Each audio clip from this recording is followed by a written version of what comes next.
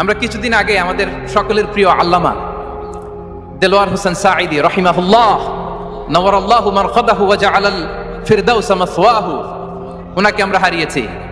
আমি যখন ওনার শোক বার্তা নিয়ে ফেসবুকে স্ট্যাটাস লিখি, কমেন্টে আমি এই আয়াতটা লিখেছিলাম। আমি খুঁজে পাচ্ছি না যে আমি কি দিয়ে এটার উপমা দিব, কি দিয়ে ওনার বিদায়ের উপমা আমি জানাবো। আমি খুঁজে পাচ্ছিলাম না কোনো আয়াত, তখন এই আয়াতটা লিখে আমি উপমা দিয়েছি। আল্লাহু আকবার। গোটা বিশ্বের মানুষ কেঁদেছে, গোটা বিশ্বের মানুষ গায়বানা জানাজা পড়েছে, গোটা বিশ্বের মানুষ ওনাকে অশ্রুসিক্ত বিদায় দিয়েছে। From north to the south, from east to the west, the entire globe, মিন মাশারিকিল আরদি ইলা মাগারিবিহা, অশ্রুসিক্ত বিদায় তিনি পেয়েছেন। এটাই আল্লাহ তাআলার সন্তুষ্টির একটা জলজ্যান্ত নমুনা। জোরে বলেন ঠিক কিনা?